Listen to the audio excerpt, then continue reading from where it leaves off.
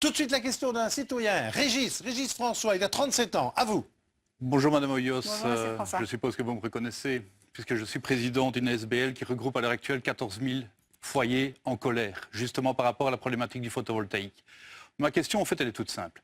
J'aurais voulu savoir comment vous évaluez l'action du gouvernement wallon à partir du moment où 14 000 citoyens sont obligés de se regrouper entre eux pour payer des avocats, pour faire valoir des droits qui sont somme toute bien légitimes.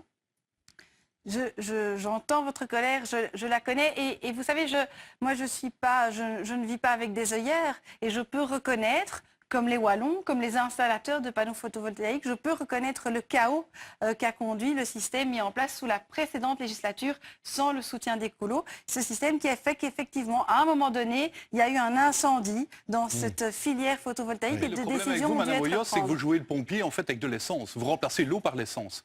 Vous attisez le feu. Que s'est-il passé lorsque M. Nollet est arrivé et s'est rendu compte justement de ce fameux problème, qui en effet a également une responsabilité au niveau du CDH? Qu'a-t-il fait? Avant même que nous n'ayons produit un seul kilowattheure d'électricité, il a octroyé 40 certificats verts d'avance. On aurait voulu créer une bulle, on ne s'y serait pas pris autrement. Et donc voilà, j'attends moi aujourd'hui des réponses.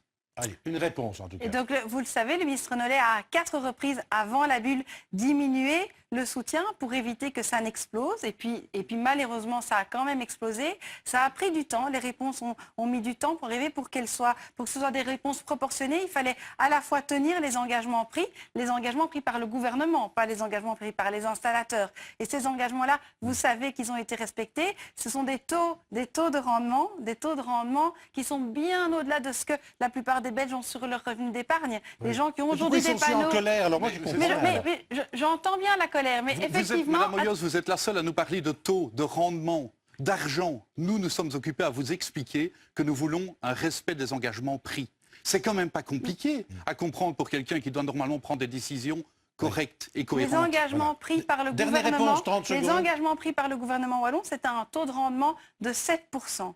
D'où sortez-vous ces 7%? C'est votre taux de dimanche? C'est votre score de dimanche, c'est 7%? Monsieur François, si Oula, vous voulez c'est des dur, réponses, ça. si vous voulez des réponses, laissez-moi parler. Eh bien, Le allez-y, taux de je vous en rendement, prie. il était dans les décisions prises par le gouvernement précédent. Et aujourd'hui, vous savez que malgré les décisions prises, et malgré que ça va quand même aussi peser lourd dans la facture de l'ensemble des Wallons, il ne faut pas l'oublier, vous allez avoir des rendements entre 10 et 20%, c'est le régulateur qui l'a calculé. Et donc je pense qu'il fallait éteindre l'incendie et il faut aussi penser à l'avenir et permettre à d'autres Wallons de pouvoir se rééquiper en panneaux photovoltaïques et aussi à la filière de Renault. Voilà, on a compris qu'on ne va pas arranger le problème ce soir. C'est un peu votre talon d'Achille quand même, le photovoltaïque. Mais